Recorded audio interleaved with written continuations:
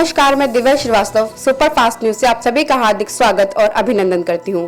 आज हमारा educational motivational video आ रहा है नीट के बच्चों के लिए और हमारे साथ आज जुड़े हैं मास कम्युनिकेशन डिपार्टमेंट के प्रोफेसर मिस्टर नीरज सर। आपका बहुत बहुत स्वागत है और अभिनंदन है हमारे चैनल में। और आइए जानते हैं इनसे कि सर अभी बच्चे के एग्जाम्स हुए नीट के और बच्चे जो हैं वो प्रिपेयर भी किए हैं, कुछ बच्चे को एग्जाम्स क्लियर नहीं हो पाए हैं, तो अब आने वाले बच्चे मई में जो एग्जाम्स होंगे नीट के तो किस तरह से क्रैक करें और डिमोटिवेट ना हो।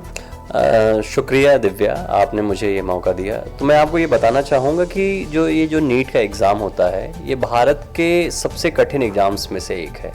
आपको यहाँ पर थोड़ा सा ये समझना पड़ेगा, ये एग्ज़ाम का एक तो लेवल भी बहुत टफ है और दूसरा इन एग्ज़ाम को जो भी बच्चे दे रहे होते हैं वो 12वीं के बाद के बच्चे हैं।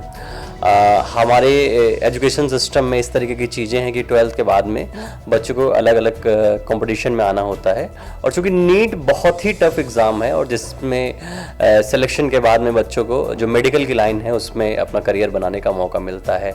अगर किसी बच्चे का अगर सिलेक्शन नहीं हो रहा है तो इस बात को लेकर वो बिल्कुल भी निराश ना हो, क्योंकि मौके बहुत सारे हैं। ऐसा नहीं है कि इस अभी एग्ज़ाम में अगर आप सफल नहीं हुए हैं तो सारे के सारे रास्ते बंद हो गए हैं। अभी आपने जैसे बताया कि मई में दोबारा एग्ज़ाम होगा, आप उसमें अपीयर होइए और मेहनत से पढ़ाई करेंगे तो जाहिर सी बात है कि आपका एग्ज़ाम बिल्कुल ही क्लियर हो जाएगा।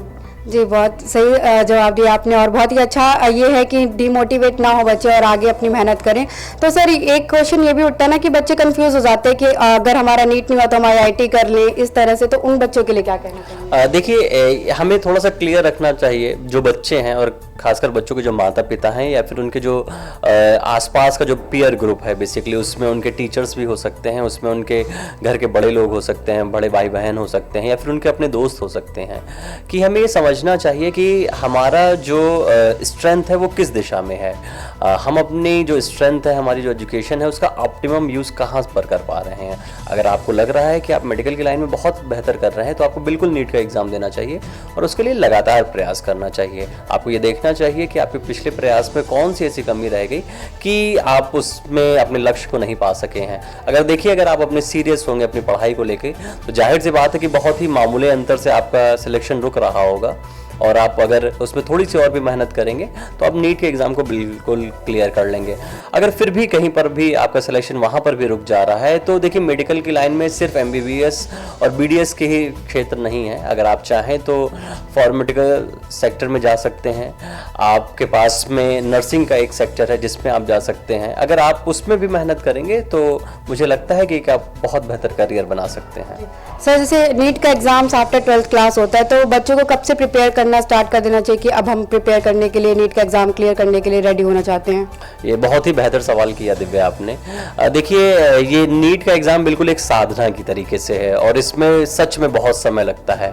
10th के बाद में बच्चों को किस लाइन में जाना है, किस सेक्टर में जाना है, ये वो डिसाइड हो जाता है कि अगर मान लीजिए किसी बच्चे का इंजीनियरिंग में अगर उसका मन लगता है तो जाहिर सी बात है कि वो फिजिक्स केमिस्ट्री के साथ में मैथमेटिक्स की पढ़ाई करेगा। अगर कोई बच्चा मेडिकल की लाइन में जाना चाहता है तो फिजिक्स केमिस्ट्री के साथ में वो बायो की पढ़ाई की तरफ जाएगा। तो जाहिर सी बात है कि 10th के बाद आपको अपनी तैयारी शुरू करनी है।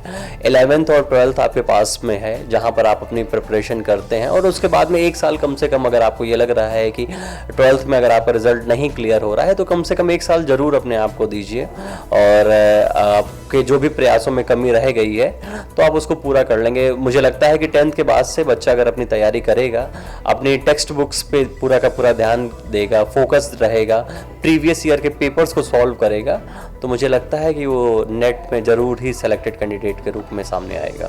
ज़्यादा समय ना लेते हुए अंतिम सर प्रश्न, बच्चों को आप किस तरह से मोटिवेट करना चाहेंगे कि अभी जो मई में एग्जाम्स आ रहे हैं कि वो क्लियर कर सके और थोड़ा मोटिवेट मिले? मुझे लगता है कि हमारे जो बच्चे हैं उन्हें ये समझना चाहिए कि कोई भी प्रयास इतना हमारा कोई भी आप कह लीजिए कि कोई भी एग्ज़ाम, कोई भी परीक्षा ऐसी नहीं रहती है जिससे आप अपने प्रयासों से पूरा ना कर सकें। जाहिर सी बात है कि अगर कोई एग्ज़ाम बना है तो उसको क्लियर करने वाले आप कैंडिडेट ही हैं। देखिए, कोई भी ऐसा ताला इस दुनिया में नहीं है जिसके लिए कोई चाबी नहीं है, बस आपको वो चाबी पता करनी है और मुझे लगता है कि नीट की वो चाबी अगर आप अपनी तैयारी लगातार करते रहेंगे वो चाबी आपको मिलेगी और नीट का जो ताला है आप जरूर खोल सकेंगे। बहुत बहुत धन्यवाद सर ने आज बहुत ही मुश्किल से हमारे लिए टाइम निकाला है और लखनऊ पब्लिक कॉलेज के प्रोफेसर हमारे साथ जुड़े थे। Thank you so much sir, thank you.